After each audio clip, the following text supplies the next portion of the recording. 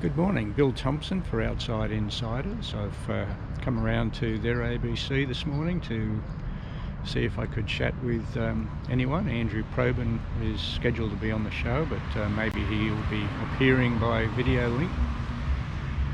I had hoped to have the opportunity to ask or to mention to anyone who arrived to welcome them to Melbourne, the COVID mortality capital of Australia. Victoria has about 26% of Australia's population and currently has about 52% of Australia's COVID deaths. So I had been hoping that somebody on Insiders might mention that in the no doubt a discussion of the performance of the Morrison government in relation to controlling and dealing with the COVID pandemic. I am intrigued, amongst other things, that Australia's current mortality rate is about 159 deaths per million population, which is in fact significantly better than many comparable countries around the world. I just had a look at the figures this morning for Scandinavia, and the Swedes have about 10 times the deaths per million rate that Australia does, and we're also far lower than Norway and Denmark, far less lower than Switzerland, which has the beauty of mountain ranges to control access across its borders. So in my opinion, whilst ScoMo and the Conservative government could undoubtedly have done better, by far the worst outcome has been for people like myself who live in Melbourne and in particular, in Victoria in general. And I am somewhat tired of hearing all of the criticism directed by the purported media class in Canberra at the Prime Minister, rather than pointing out the glaring overrepresentation of Victorians in the death toll. It was a beautiful 14 degrees in Melbourne this morning, clear skies.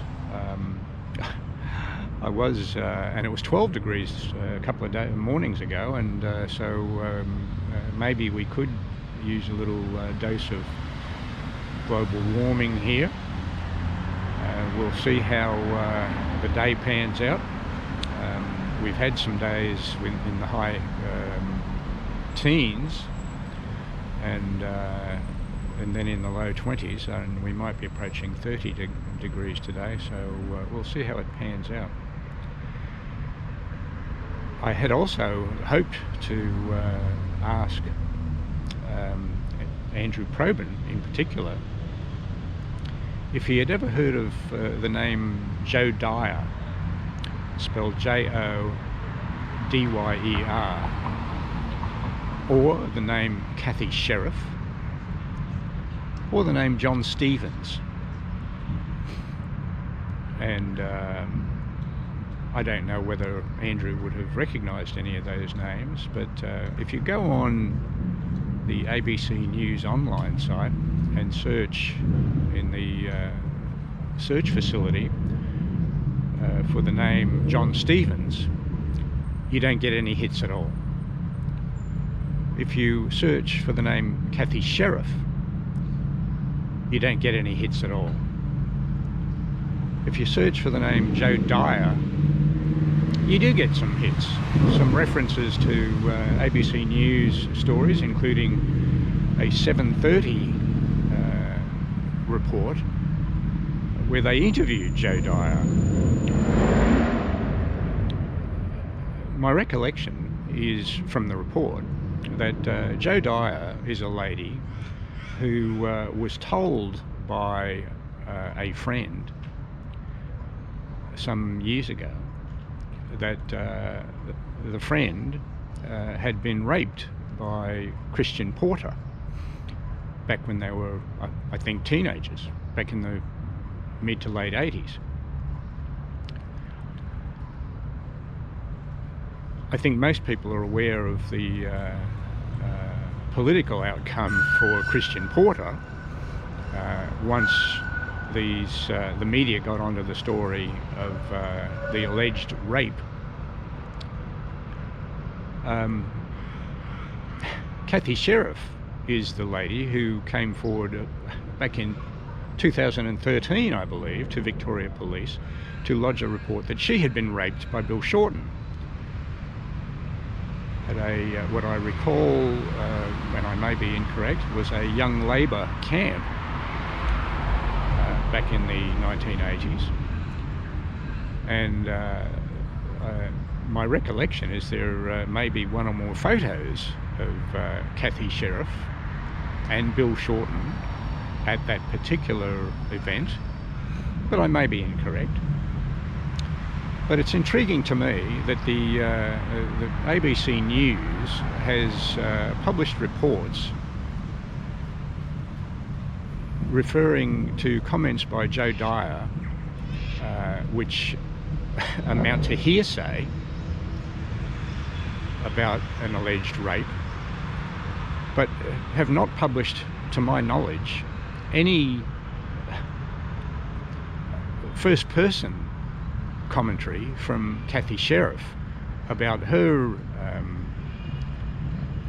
alleged attack by Bill Shorten.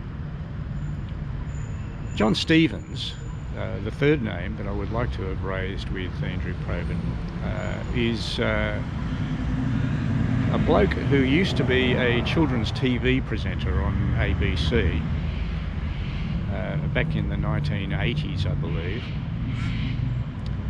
And in 2017, the Daily Telegraph in Sydney had what I think was a front page story that John Stevens had pleaded guilty in court to a charge of indecently assaulting a then 14-year-old boy named Simon Major.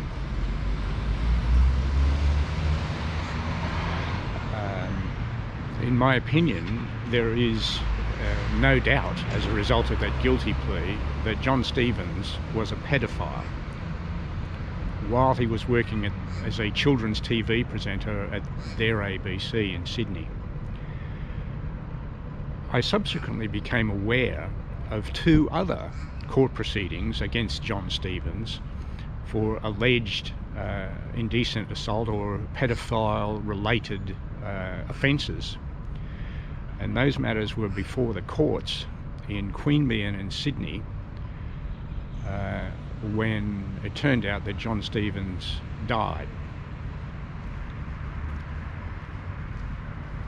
So the two latter complainants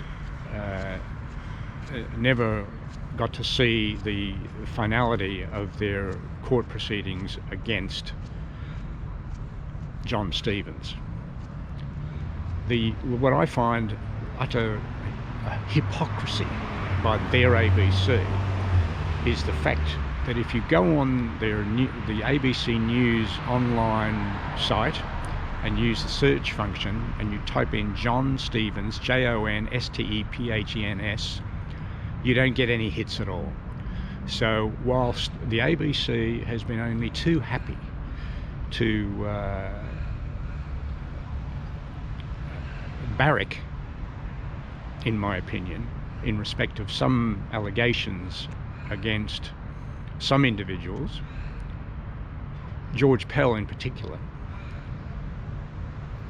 they appear to have failed totally to draw to the attention of Australians in general on their TV and online platforms the fact that John Stevens, one of their then employees, was engaged in, if not one, possibly serial pedophile activities and I find it an absolute disgrace. The cone of silence. Bill Thompson for Outside Insiders.